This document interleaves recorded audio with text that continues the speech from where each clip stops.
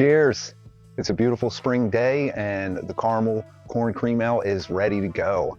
So it came out great. I'm really happy with it. I think this is the best cream ale I've ever made. That has such a nice soft pillowy head on it, very creamy.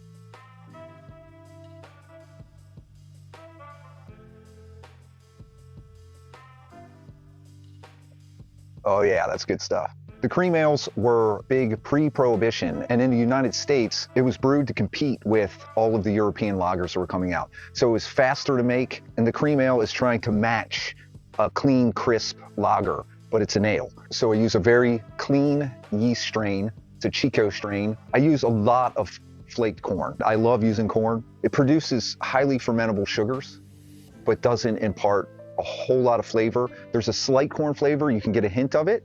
And then I added some caramel malt, as well as I added quite a bit of honey malt to get a little bit of sweetness to it, just almost like a little bit of a sweet corn. But then that noble hop bitters it enough so that it's not overly sweet. I used Melanoidin malt rather than doing a decoction this time, and that was to help bring some Melanoidin flavor to it and help with the caramel flavor that I was shooting for. So with that caramel 60L that I used and the Melanoidin malt and the honey malt, it's got a little bit of a sweet, slight caramel corn flavor to it.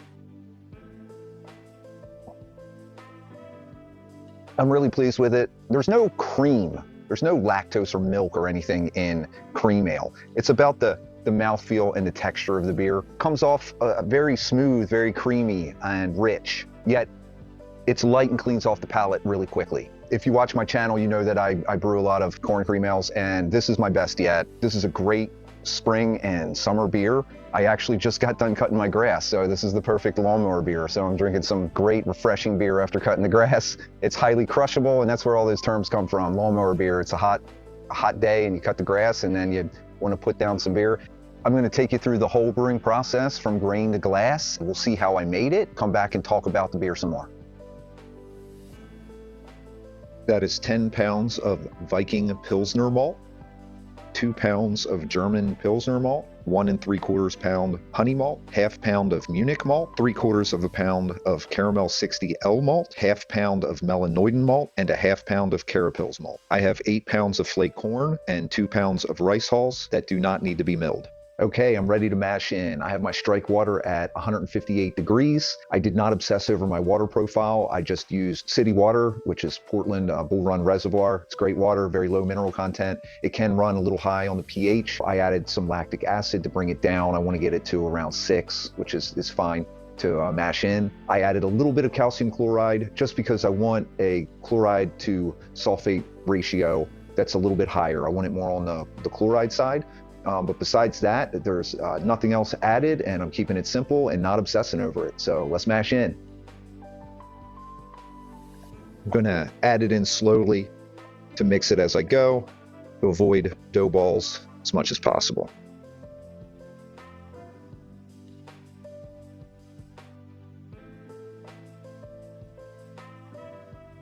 Okay, that was all the malted grain. Now I'm gonna add 2 pounds of rice hulls.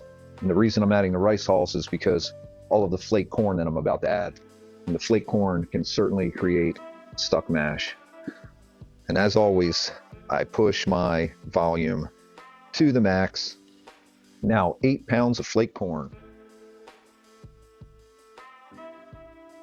And that is all the way to the max of volume. It's less sparging that I'll have to do to make sure I get my full volume. I like to mash with as much water as possible. Okay, that dropped to about 149 degrees, so I'm going to put a little bit more heat on it. I want to get it up to about 151, 152 degrees. And then over that first 30 minutes, it will slowly drop a little bit. Okay, I'm going to let that go for 30 minutes. Okay, it's been 30 minutes, so I'm going to give this a stir. This is my official mix after 30 minutes and temperature check to get it ready to go for another 30 minutes. I took a sample for a pH testing. It was a pH of 5.6, which is just fine, but it's on the high end of the ideal optimal range. So I added 2 milliliters more of lactic acid right into my sample, and I'm going to just put it back in. The ideal range is 5.2 to 5.6 on the pH, but I think 5.4 is really the optimal spot. It was at 153 when I started, and it's at 151 now. So I'm not going to add any more heat. I'm just going to let it go for another 30 minutes. 30 minutes is up.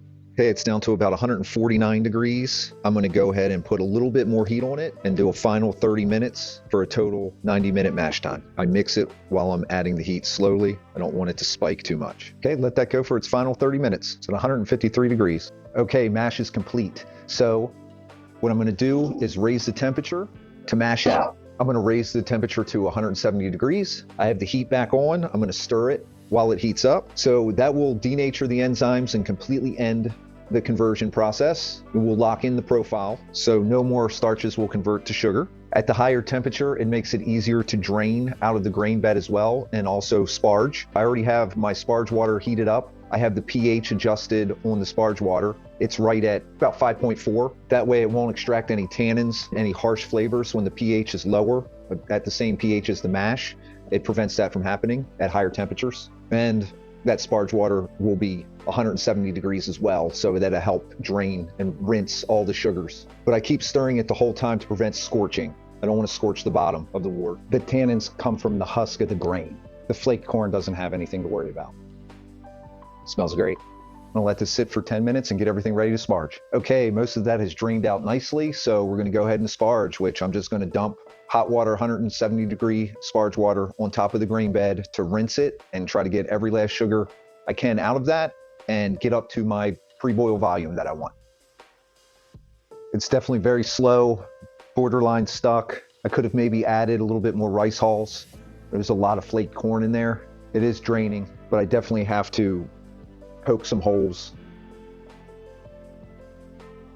Okay, I'm gonna let that finish draining out, then take the mash tun off, get the cook kettle put back on top, and get to the boil. All right, we're almost to a boil.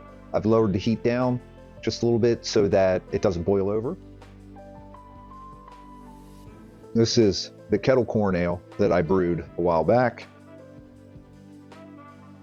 This came out really nice and clean. It's great.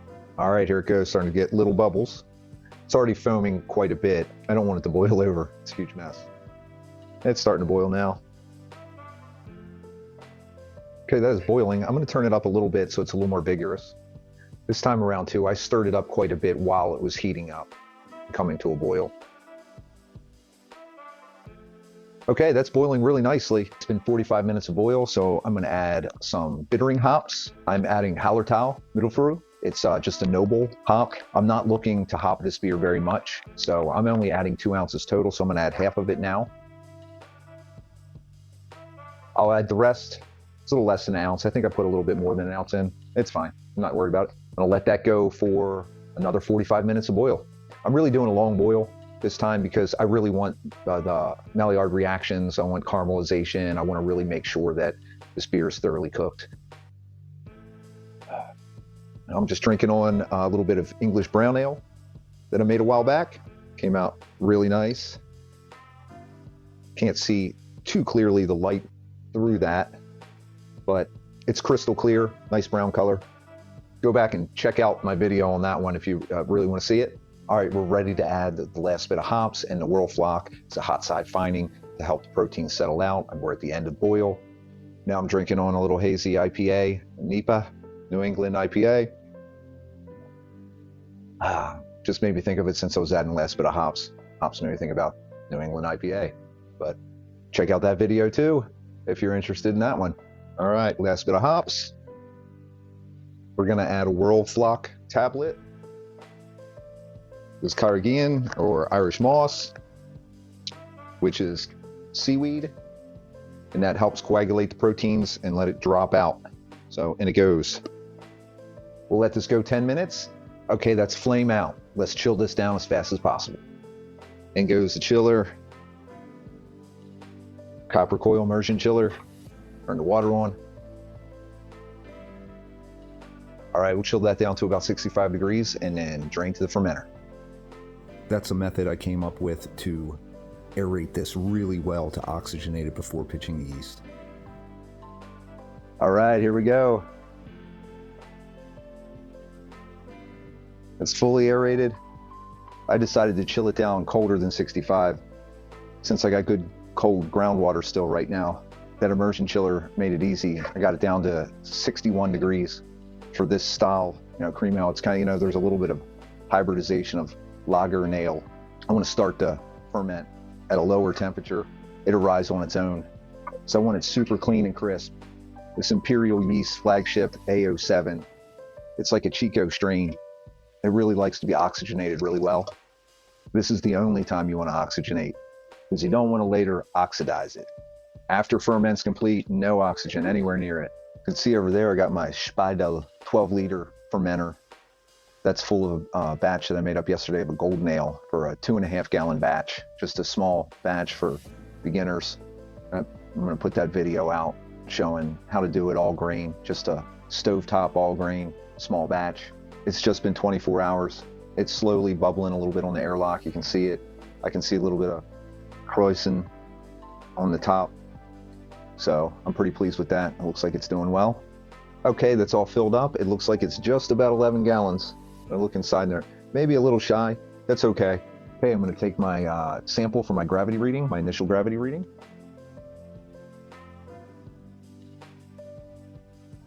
I'll sit this off to the side and take my reading later. So I'm pitching Imperial Yeast Flagship A07. This is a very neutral strain. I don't want any fruity esters or anything to come through. So that's it. We wait 2 weeks. We're ready to keg this beer up. So I've already got my CO2 line hooked up to my airlock. I have 2 corny kegs ready, fully sanitized. I pushed the sanitizer out of them with CO2 so they're completely purged, no oxygen.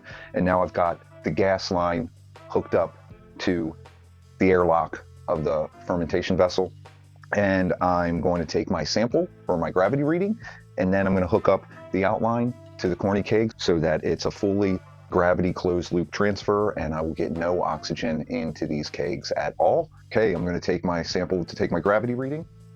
You can also see over there I've got some bottles of beer that I did a small batch stovetop brew for folks just starting out.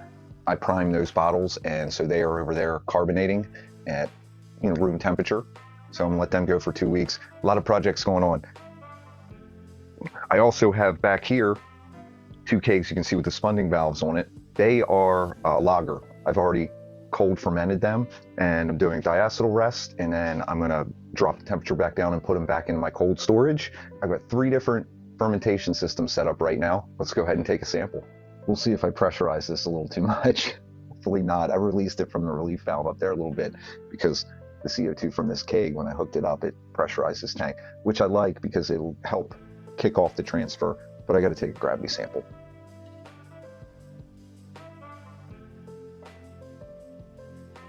Take my reading later once some of this foam settles down a little bit.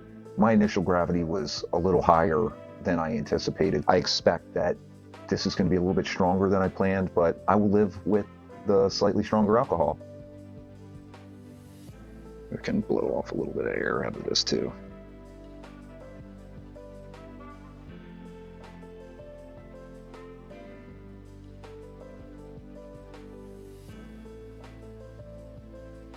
Oh yeah, look at that, it's flowing nicely. The pressure seemed to be pretty good.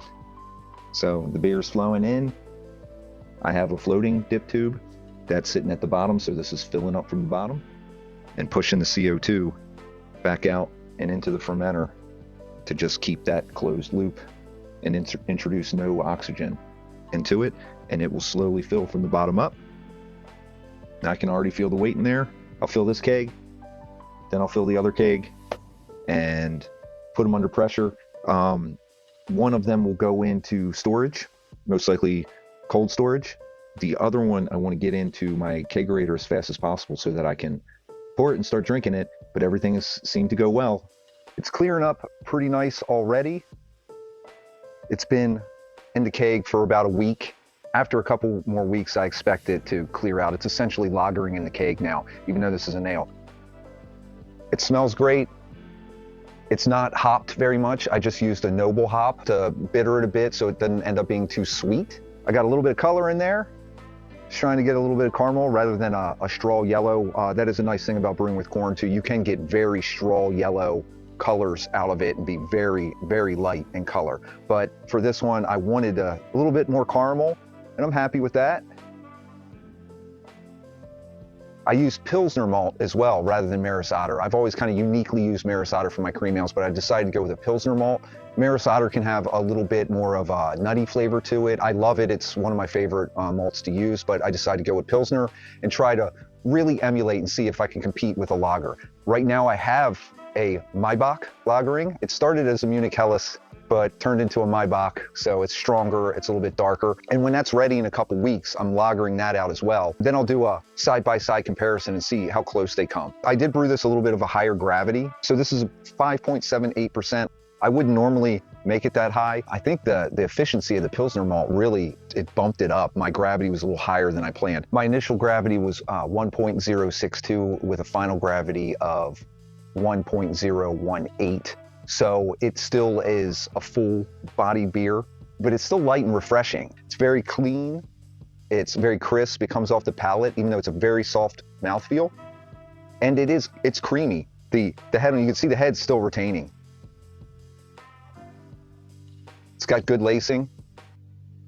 And it's highly carbonated. It's almost like a little bit of spritzy, even though it's soft, very rounded. The chloride to sulfate ratio, it's higher on the chloride end.